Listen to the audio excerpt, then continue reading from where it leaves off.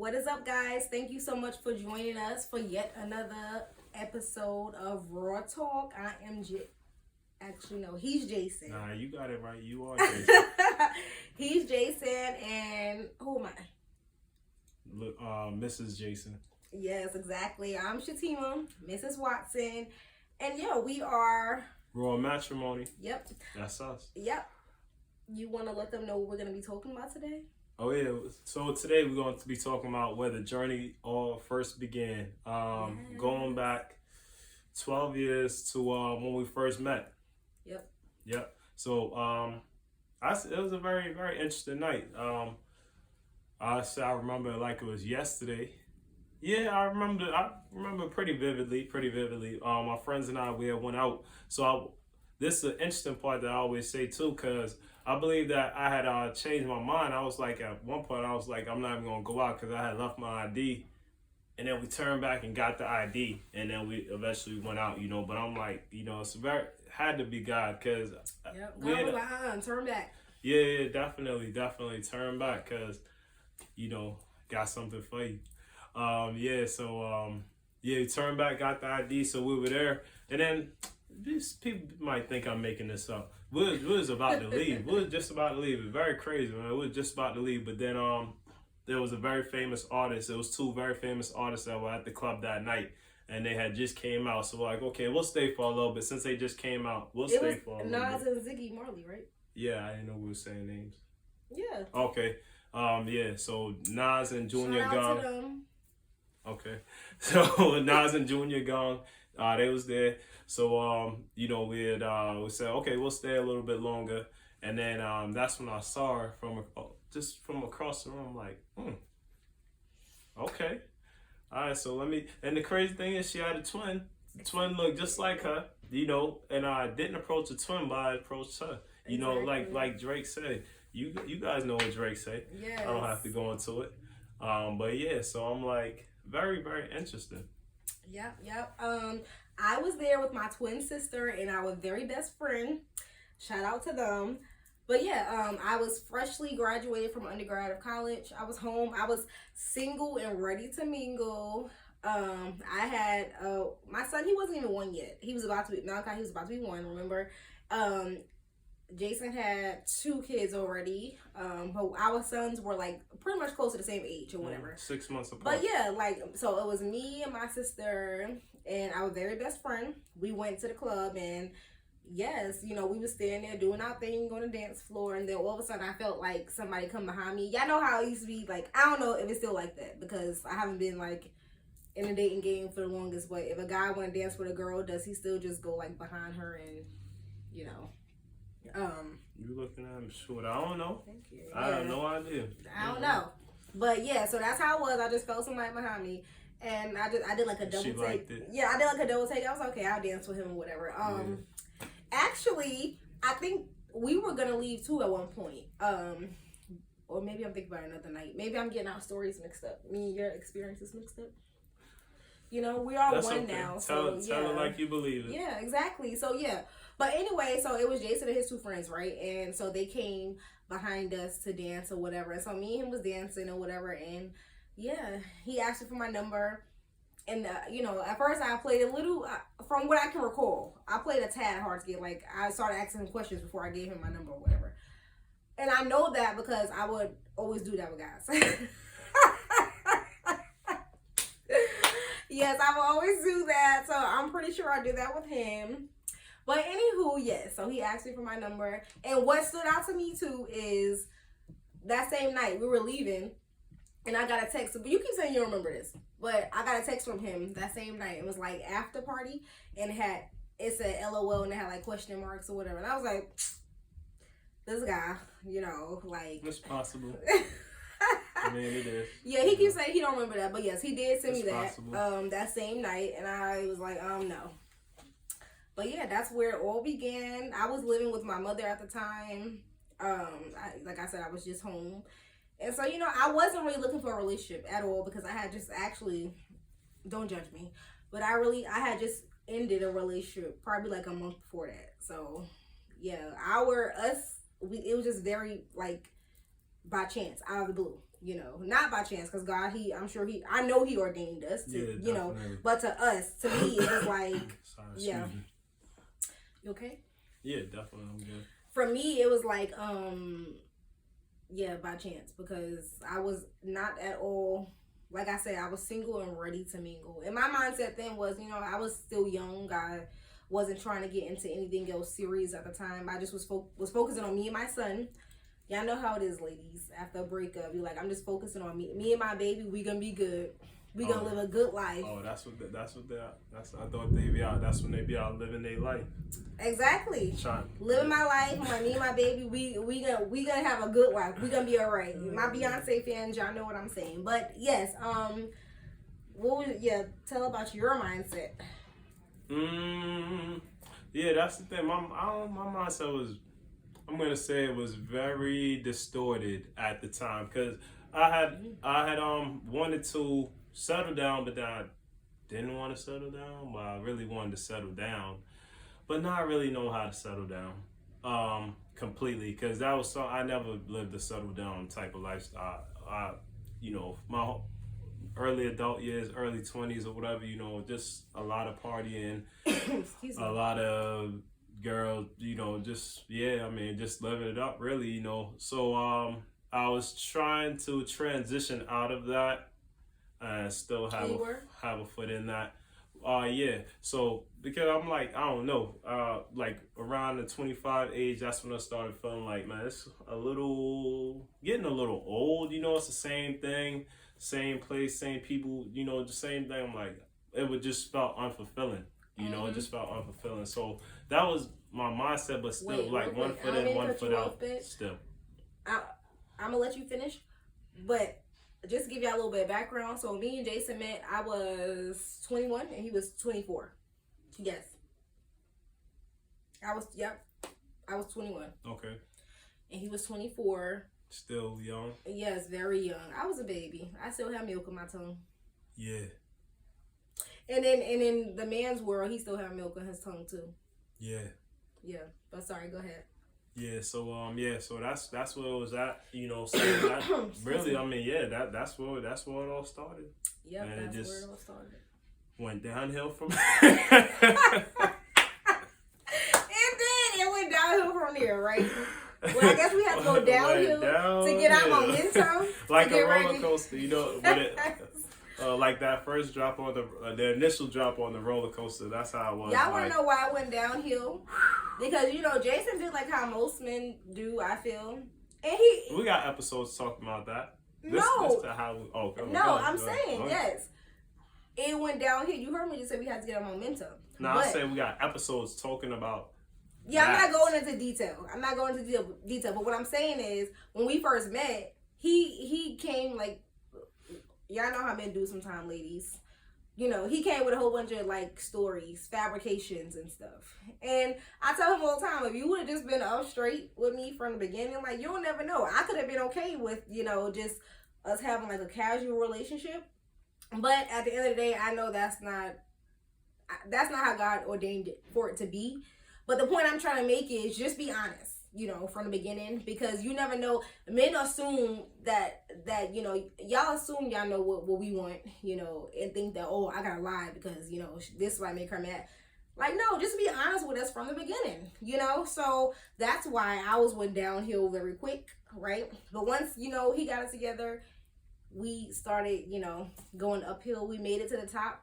Yes, I would say we made it to the top. We're still, you know, on this journey. No, I wouldn't say to the top. Well, I say, cause I don't never feel like you could make it like because I feel like two things. It's a lifetime journey. It's salvation and marriage. Well, salvation, marriage, and parenting. Because I don't feel like you ever arrive in any of those areas. Yeah. And you don't arrive in your marriage, you don't ever arrive in salvation, and you don't ever arrive in parenting, because once you become a parent, kid don't raise your kid, now you're a grandparent, and you're always a parent. Like once you become a parent, you will never not be, you know, God forbid situation where your child might pass or whatever, you know, but until that day, until you pass or your child pass, you always a parent. Yes, because even when they grown, especially for me as a mother, you always gonna be constantly not worrying, but you're always gonna have concern for your children. Yeah, definitely. You know, so as a father too, as a father too, you know, as a father too. So I'll say like we are doing better in the journey. Definitely, we're doing way better in the journey. But I definitely can't say we were right because I know there's so much more. Well, I was saying compared to like. Oh yeah. Compared to how it was, like it was a hot mess. This is a different roller coaster ride. This roller coaster ride just keeps going up. Now, the other one was just. The other one was like, you know, that's how the other one was. But yes, that's how we met, and we, you know, this is really to encourage all of you out there, encourage the blended families, encourage the married people who may have dealt with some trauma in your marriage, to encourage the young families, encourage the young married people. You know, you can do it. You know, don't let people tell you too young, or, well, of course you want to live your life, but what I'm saying is, if you found that one, do life with them. Go for it. You know, do life with them. I say find them in church. Not saying everybody in church is gonna be perfect, but I'm gonna tell you, don't go to the club looking for a man. That's my personal perspective. I say go find them in church. Find somebody, you know, because this from my personal perspective, this is my personal opinion. I'm sure the Bible backs it up, but I'm not even going to try to quote no verses right now. I'm just giving it to you straight. You want to find somebody that's going after the same things that you are going after. So you want to be going after the right things yourself. And if you look for a man that ain't going after God, but he chasing skirts in the club, what you think he going to get? But look, but hold on. No, I'm not saying that everyone in the church is perfect. Everyone in the club is perfect. But if you find you somebody that's really going after God and truly pursuing a relationship with God, that's the person you want to marry. See, look, I wasn't disagreeing with that. I was saying, but first of all, I don't think a woman should be out looking for a man. You know, I think a woman should be not sitting back, but enjoying life, and let your man find you. I think that's where a lot of women go wrong. Let your man find you in the right spot, then not in the club half naked. And I wouldn't even say in church. I'm sorry. What? That's how you found me? Yeah, but I wasn't half naked that night. Nah. But he found me in the club. What I'm saying is, it didn't have to end well. Yes, by the grace of God, it worked out. But look, what I'm saying is, like, I don't know, when people are like, oh, go to church, like, find your other person, your person at church or whatever.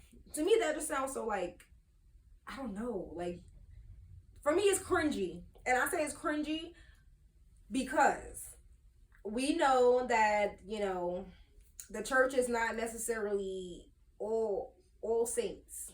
So I feel like why you get what I'm saying? Like, yeah, but if it was all saints, I would say we can't go to church then if it was just for saints, because we all sinners. So obviously, you know. That's what I'm saying. I wouldn't preach necessarily go find your spouse at church. I would preach for women.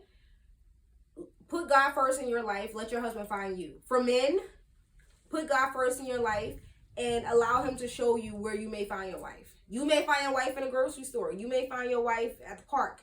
Like us, you may find your wife in a club or whatever. You may still be, you know, going to the club and stuff like that. I'm not condoning that, but what I'm saying is, you know, I think sometimes we get a little, like, churchy with that, and I don't know. For whatever reason, hearing that just kind of grinds my gears. Well, I'll say this, you know, get somebody that's going after God. Yes, that's what I mean, yes. Get somebody that's going after God. So I'd say that, you know, you be a person that's going after God and find you somebody that's going after God. Yes. It's not going to make them perfect, but I tell you, it'll make your life a lot less stressful. And yeah, no guarantee. Speaking from the women's standpoint, I would definitely say, ladies, like, we know if a man is walking with God or not. You know if a man is following God, you know. Now, because the thing that I see is a lot of women say, yes, I want me a godly man. I want a man that loves God. I want a man that... But then when I see, like, a guy that they giving the time of day to, it's kind of like, but I thought you said you wanted a godly man. You know, I thought you said you wanted a man that was going after God or whatever, and, yeah, living that kind of lifestyle. But his life says otherwise, and it's right here in your face, you know. So I'm like, what is it that's causing us to say one thing, to say, yes, we want this, but yet and still when it comes down to it, we're not really walking in that. We're not really settling for less. Pastor's been teaching on a awesome lesson. Pastor Spencer's been teaching on an awesome lesson. I'd say it's settling for less, but this is the thing though. It's a cycle of settling for less. Yeah. So you got to break that cycle of settling for less, and then you will go after different. You don't go after something different. Mm-hmm. And I'm not gonna get too deep into it, but break that cycle, because if you look back, okay, it might be in a relationship, but then if you look back, it might be through different patterns and courses throughout your life as to where you settle for less, and now you are continuing to settle for less. Definitely. But step out your comfort zone. Like, you may have to get a man that you're not used to dating, or a woman you're not used to dating, but that may be the one who God has for you. Yeah, pray about it, let God lead you, and be open to just be open to something different. As my wife said, step out your comfort zone.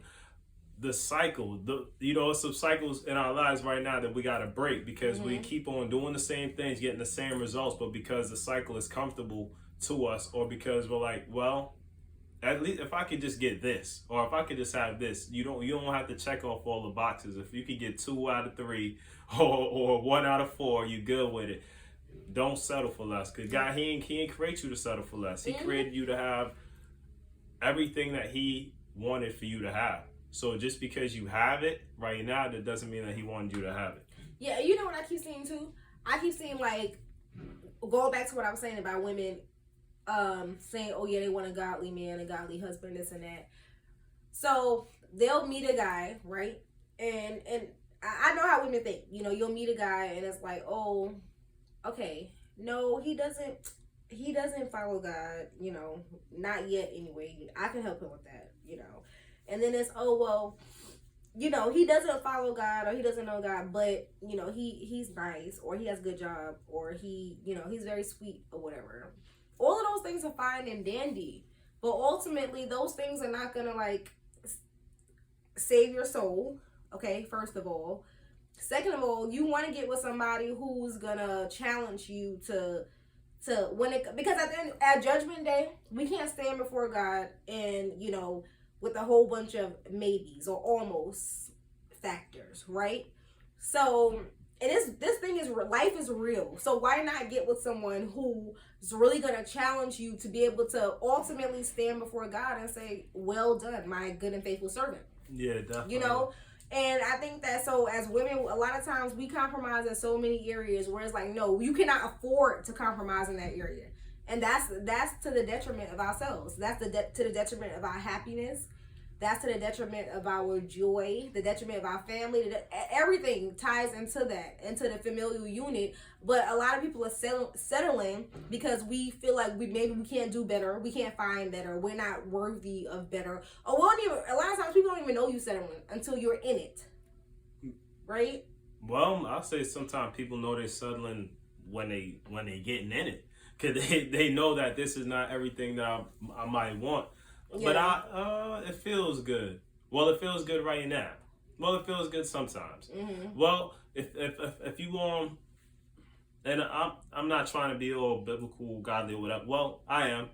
I mean, I can't help it. Yeah, but yeah, definitely. But if the Bible says that when God blesses you, there's no stress that comes with it. But if you seek blessing somewhere else,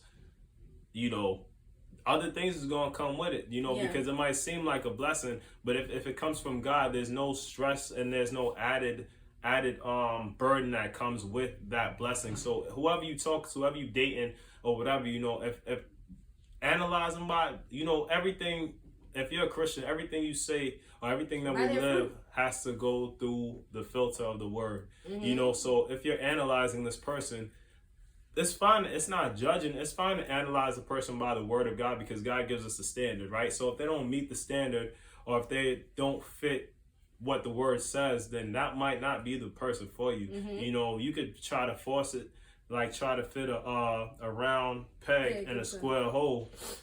You could beat it in there. It ain't gonna fit. Mm-hmm. It ain't gonna fit. just remember, you know, that blessing that comes from God. There's no burden or no sorrow that's added with it. Yep. At all. So and that really goes back to what I was discussing with you earlier when we talk about struggle love. But that's another podcast episode. Oh yeah. Y'all don't want to miss the struggle love. I didn't know what it was, but I learned today, so we got another one coming. Yes, the struggle love. But yeah, that's our backstory. We didn't okay, so that's the beginning of how we met or whatever. We actually started living together before we got married. Yeah, you know. We're humans just like you all. We're just, you know, sharing the nitty-gritty with you all. We started living together before we got married.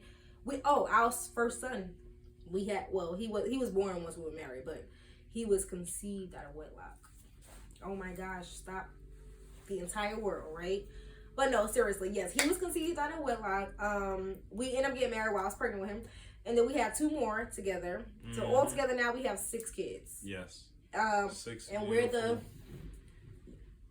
beautiful, rambunctious, interesting. 6 kids, 3 dogs, and a cat, and a turtle. Yes, 6 kids. 6 kids, 3 dogs, 1 cat, 1 turtle. Yep. So our house is very interesting. But 3 teenagers. Yep, 3 teenagers. Yeah. But guess when we got together, they were babies. Besides the ones we had. Well, yeah, besides the ones we had together, of course. They were still babies. They were babies. 1 and 2. Right? Yep. I'm saying, like, Jason's 2 children at the time were 3 and 1, because when Jalen was already 3. My son was about to be 1 that same month, and they became our kids. Like, our kids don't see each other as, well, at least I don't think they do. They know, of course, they know, okay, Malachi knows Jason is his stepfather. But in Jalen and Keon, that's the 2 oldest, they know I'm their stepmother. But it's not like that in our household. Everybody's brother and sister. There's no half brother, no steps brother, sister, none of that stuff.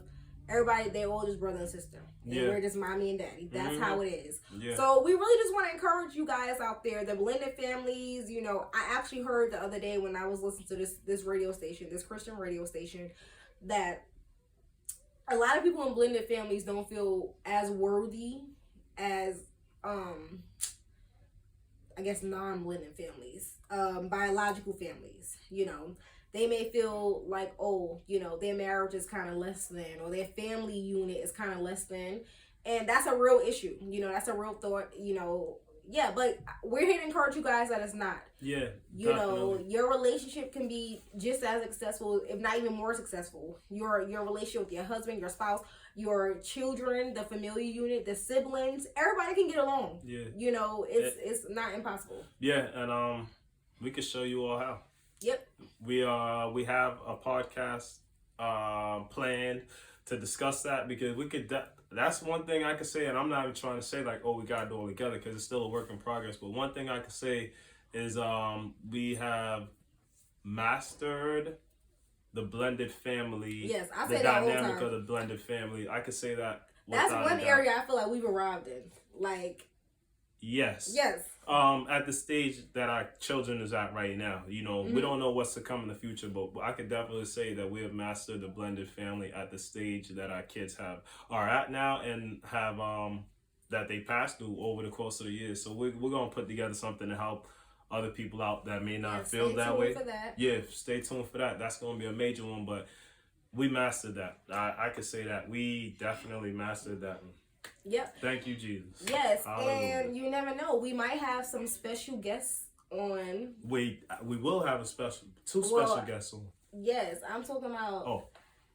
We may have the kids' other parents on. Maybe one. You never know. Oh yeah. I wasn't talking about that special guest, but we do have some exciting new content coming up. I'm telling you, we've been working. We've been in the lab putting some things together. We got some guests. We got courses. We got. Oh my goodness, I can't even say everything, but we've been working hard because we really want to make a difference in people's lives. You know, we wanted to share the joy that we have in our marriage. We want to share how to get that with you all. You know? Definitely. I feel like, because I really do feel like when people are in a loving, fulfilling marriage, it trickles down into every area of your life. Yeah, definitely. First of all, when you're in a loving, fulfilling relationship with God, number one, that trickles down into your marriage, into your, but really, I feel like it's so draining to be in an unfulfilling marriage. And think about it, you still have to go through life. You still have to do life. So being in an unfulfilling marriage, I feel like is a major hindrance. And I feel like really it's the reason behind a lot of the turmoil that we experience in our world today, to be honest. Because you have a lot of hurt people, right? So you have a lot of hurt kids, or a lot of kids that come from broken families going out into the world. His word says that our children are like arrows that we're shooting out into the world. Yeah. Right? So all these arrows are being shot out into the world, but they're broken arrows. They're angry arrows. They're arrows who came from broken households and broken families. So think how and we really expect them to function as whole, prosperous adults out in the world, right? But really, no, we're sending broken little children out into the world, even though they're adults, or and that starts from the household. It starts from them dealing with divorce, their parents being divorced. And don't get me wrong, divorce happens. We know that, and there is healing after divorce. But what I'm saying is, I think that a lot of the issues we're dealing with in our society is because we have people who come from broken homes, broken families, running, trying to just be okay and trying to run the world. Yeah, and do life. Yeah, I agree. Because as much as we want to admit don't want to admit that whatever, we're gonna be broken hours regardless because we're sinful, right? Mm-hmm. So how much more will that add to it if you don't have that security at home? Like my mom was there, my dad, and other people might think differently, but I believe that you need both parents to raise a kid, both parents in the household to raise the children. Different situations happen or whatever, but I strictly believe and I believe this wholeheartedly. Anybody that knows you, knows me, can tell you how much I believe that a mother and a father play a strong role in raising their children, and both of them should be active. If it could be in the same household, I believe that's God's initial design. We're going to have flaws as human beings regardless, but one of the flaws that I don't want my children to go into the world is saying they shy away from relationships because they didn't have a good example at home of what a real relationship is, or how a man should really treat a woman, or how a woman should treat a man. Those are things that I want to make sure that my kids have an understanding of, how to properly navigate relationships and healthy relationships, so they don't get into toxic relationships. Yes, how to leave toxic relationships if that's the case. How to look for a good man for my daughters, and how to look for a good woman for my sons. That's something that I want, and it starts with them viewing, because you could tell them all day, and they're gonna do what they see you do. Yes. So if you're not setting the right example, then what do you expect? And I'm not saying that's everything, but that is a big thing. And because it's a big thing, I feel like I owe it to them, because they didn't ask to be here. Yeah. They didn't ask for that, so I feel like I owe it to them to love my wife and be a good example of what a husband should be, and show them what a good loving marriage should be, because that makes a difference. Yes. But yeah, thank you guys so much for joining us. We hope that you gain a little bit of knowledge about our background. We're just trying to be transparent. Let you guys know, because you might see the videos, think that we got it all together. We don't. One thing I want to say is, when we say broken home, we don't necessarily always mean a divorced family. Kids' parents could have been together for years throughout their whole entire childhood. But what did they witness between their parents? Did they witness a lot of arguing? Did they witness a lot of abuse? Did they witness a lot of just negative energy in their household? And did they witness love? Or did they witness, just a lot of aggression and discord? And, so that's what we mean. We want to help you guys build strong homes. All right. And yeah, thank you guys so much for joining us on yet another episode of Raw Talk. Again, I'm Shateema. And I am Jason, and she is what? I'm Jason, and she is Mrs. Jason. Yes. Yes. Yeah, I don't know what he was, But yes, we love you guys. Thanks for watching. Stay tuned for our next episode. Follow us on social media. Yes, Instagram, YouTube, Facebook. Yes, we love you guys, and as always, have a sign up for the newsletter. Yes, newsletter, and just cultivate real active and whole marriages in your household today. We love you guys. Peace.